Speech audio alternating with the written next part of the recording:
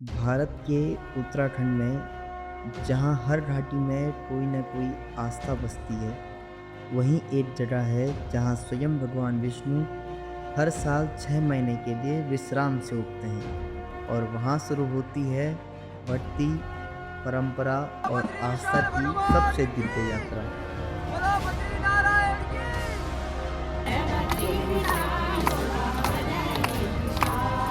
आज हम पहुँचे हैं उस ऐतिहासिक क्षण पर जब बद्रीनाथ धाम की कपाट 6 महीने के बाद दोबारा खोले गए हैं। यह सिर्फ एक मंदिर नहीं, बल्कि करोड़ों श्रद्धालुओं की आस्था का जीवंत प्रतीक है।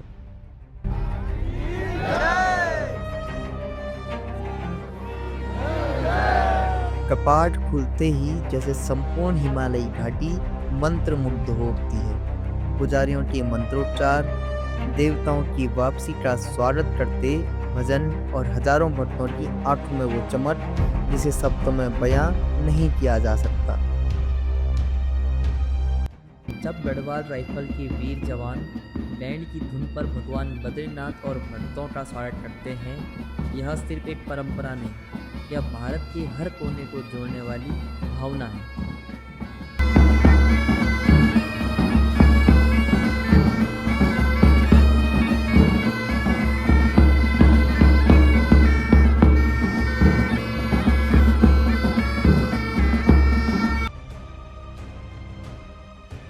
जय बद्रीनारायण, बोलो बद्री विशाल भगवान की जय। तो सुबह की 5 बज चुकी है और हम लोग उड़ी हैं भैया। यहाँ से कमरे चलते हैं फटाफट, क्योंकि 6 बजे का पार्क खुलना है तो 1 घंटा रह गया हमारे पास, तो तुरंत यहाँ से निकलते हैं।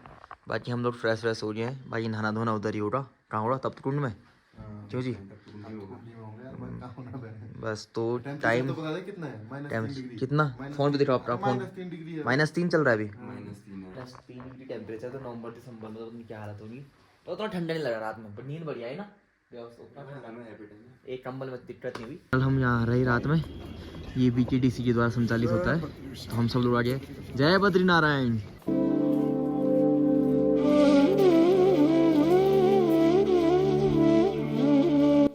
तो यहाँ सुबह सुबह ये दर्शन करिए आप भगवान बद्रीनारायण जी के। काफ़ी भीड़ वहाँ पे लग चुकी है अभी से। बाकी हम भी यहाँ से चल रहे हैं, यहाँ से लोग लाइन लगा दिए। ये सब तो सबसे पहले मंदिर दर्शन के लिए लगते हैं।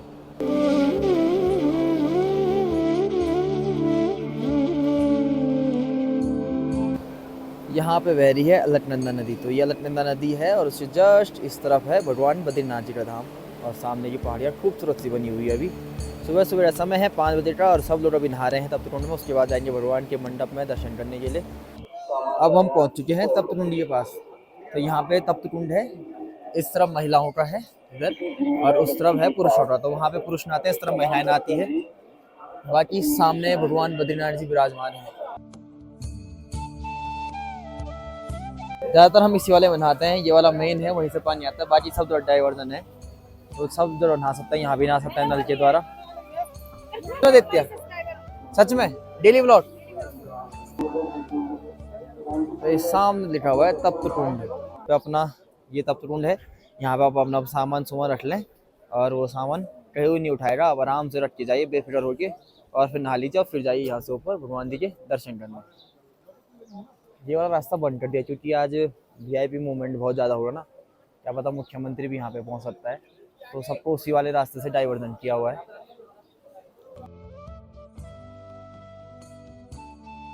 हर हर महादेव। बोलो बद्री विशाल भगवान की जय। बोलो बद्री विशाल भगवान की जय। बद्रीनाथ धाम चारों धामों में से एक और उत्तर भारत के प्रमुख तीर्थों में से सबसे पावन। समुद्र तल से लगभग 10,300 फीट की ऊंचाई पर स्थित यह धाम अलकनंदा नदी के किनारे बसा है। माना जाता है कि यहाँ स्वयं भगवान विष्णु तपस्या में लीन थे और देवी लक्ष्मी ने उन्हें ठंडी से बचाने के लिए बद्री यानी बेर का पेड़ बनकर उन्हें छाया दी। तभी से भगवान विष्णु यहाँ बद्रीनाथ के रूप में पूजे जाते हैं। तो बोलिए जय बद्रीनारायण। कुछ ही क्षणों में भगवान बद्रीनारायण जी के कपाट खुलने वाले हैं। मुश्किल से अब 10 या 15 मिनट बचे हुए हैं और आर्मी बैंड ने अपनी तैयारी चालू कर ली है। उनका भी जो आर्मी बैंड जो यहाँ पे हर साल आता है अपने भगवान कपाट खुलने पर, उनके भी बैंड बजना चालू हो चुका है।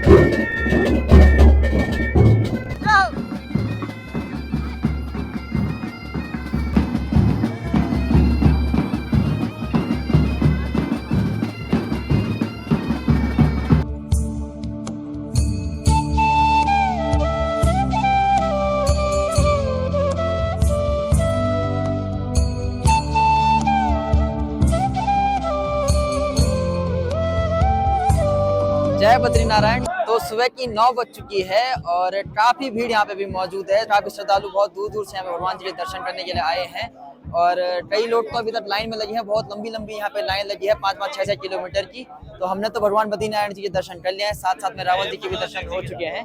यहाँ पूजा का सबसे बड़ा महत्व रावल जी को दिया जाता है, जो केरल से आने वाले नंबूदरी ब्राह्मण होते हैं। ये परंपरा आदि गुरु शंकराचार्य जी द्वारा स्थापित की गई थी।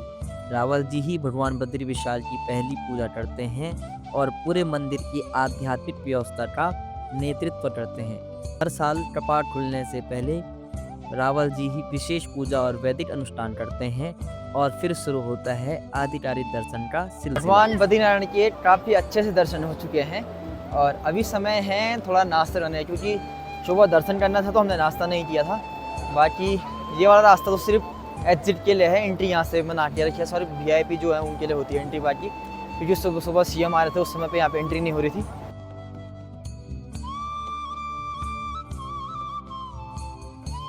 जैसे ही मंदिर से बाहर आए यहाँ पे चला था भंडारा, तो हमने कहा क्यों ना हम भी भगवान का प्रसाद ग्रहण कर लें यहाँ पे।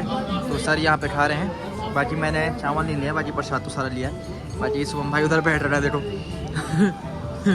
वो फौजी आदमी ना कहीं भी बैठ उठा लेता है, उसको कोई दिक्कत नहीं है। अब हम आ पहुँचे हैं भारत के प्रथम गांव माणा में, और पहले इसको अंतिम गांव कहा जाता था, पर अब इसका नाम चेंज करके भारत का प्रथम गांव बना दिया गया है इसे। तो वैसे अंतिम गांव ज़्यादा अच्छा लगता था, प्रथम गांव ये थोड़ा अलग लग रहा है। बाकी अभी चलते हैं यहाँ पे तो चारों तरफ गाड़ियाँ लगी है, काफ़ी लोग यहाँ आ रहे हैं भाई। इधर पूरा भाई 4 धाम यात्रा तो छोड़ो, आप यहाँ पे बद्रीनाथ में इतनी भीड़ थी, उधर तक लाइन लगी थी भाई, पूरा वहाँ तक लाइन लगी हुई थी। वो तो हमारे दर्शन अच्छे से हो रहे, बहुत सही सही दर्शन हो रहे।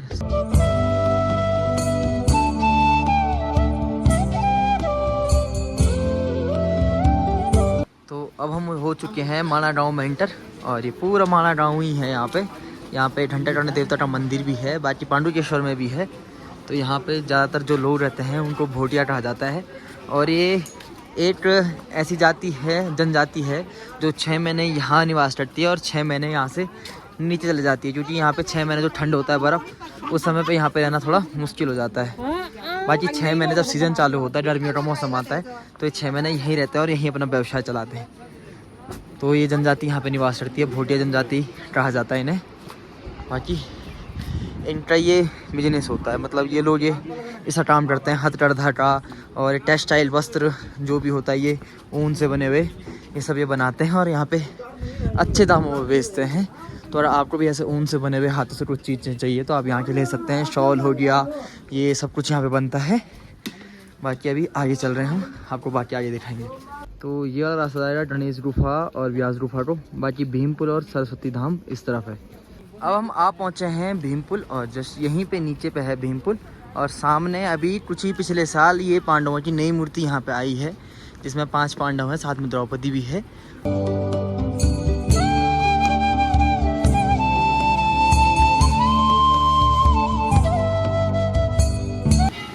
तो यहाँ पे ये जो नदी दिख रही है आपको, यह है सरस्वती नदी, और साइड में ये मंदिर बना हुआ है यहाँ पे।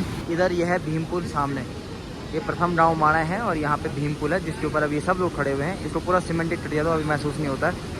बाकी उधर पांडव लगे हुए, वो दिखाते हैं आपको आगे। ये रहा भीमपुल जिसके ऊपर अभी हम चल रहे हैं, ये भीमपुल है। बाकी इस पर लिखा भी है भीमपुल के बारे में, देखिए ये है भीमपुल।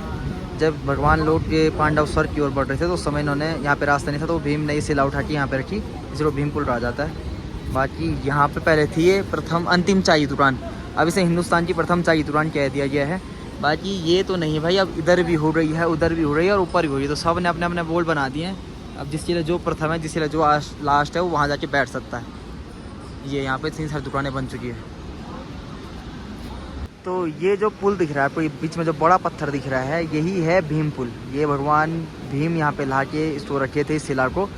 बाकी देखिए सामने का खूबसूरत सा व्यू है। बाकी देखिए ये यहाँ पे से बहती है सरस्वती नदी। तो ये वाला रास्ता जाएगा वसुधारा की तरफ। तो यहाँ पे है स्वर्गारोहणी मार्ग, और यहाँ से लग जाती है स्वर्ग की सीढ़ियाँ। कहा जाता है कि पांडव भी इसी रास्ते स्वर्ग गए थे, और आगे वसुधारा मिलती है रास्ते में। बाकी ये 5 पांडवों की मूर्ति है स्वर्ग की ओर चलते हुए। ये देखिए पूरे यहाँ पे पूरा बताया गया इनके बारे में। सहदेव हैं, बड़े से छोटे क्रम में सारी मूर्तियाँ लगी है। ये द्रौपदी हैं बीच में, इधर ये सहदेव, ये द्रौपदी और पौड़ी 5 मूर्तियाँ हैं। बाकी इधर ये सामने का व्यू है और इधर ये नीचे का व्यू है। पहले वहीं पर लास्ट दुकान हुई करती थी और फर्स्ट दुकान भी हुई करती थी, हिंदुस्तान की प्रथम दुकान जो अभी हो चुकी है। बाकी अब जब 2025 लग चुका है तो कुछ तो नया होना बनता है। तो अब भारत की पहली दुकान अब यहाँ पे आ चुकी है भाई। देखा जाए तो ये है भारत की पहली चाय की दुकान। नीचे जो थी वो अब नहीं रह चुकी है। तो इधर ये तो दर्शन कर लिया भीमपुर सब जगह की। ये काफ़ी खूबसूरत लग रहा है ये वाला व्यू। ये वाला यहाँ पे लगे हैं भारत के 3 झंडे, 3 और 2 5 झंडे लगे हैं भाई भारत के। भारत की पहली दुकान माणा, खूबसूरत सी दुकान है, बढ़िया। अब हम आ रहे हैं भारत के प्रथम गांव माणा से वापस, क्योंकि ऐसा है कि भाई ऊपर बस ज़्यादा जाना था तो बहुत लंबा जाना था, कम से कम 6 किलोमीटर पैदल जाना था। और हमने 3-4 बार वो चीज़ें देख ली हैं तो दोबारा बार जाके क्या फ़ायदा वही चीज़ें देखने का। आप लोगों को दोबारा देखना है तो आप मेरे पुराने ब्लॉग देख सकते हैं, जब मैं गया था उसमें आपको दिख जाएगा। बाकी भाई अब लग गए थोड़ा थकान और टाइम पे घर भी पहुंचना है, तो इसलिए अब यहाँ से चलते हैं। भाई सामने का व्यू तो ऐसा कुछ दिख रहा है। बाकी यहाँ लगने लग गया है जाम भाई। अभी यात्रा का आज पहला दिन, मतलब आज पहला दिन है। भगवान बद्रीनाथ जी के कपाट खुले हैं और जाम लगना शुरू हो गया। तो भाई अब जब जून के महीने में छुट्टी होगी उस समय कितनी भीड़ यहाँ पे होगी ये कुछ का अंदाज़ा आप लगा सकते हैं अभी से। आगे भी चलते हैं और बाकी रहते हैं आपको आगे।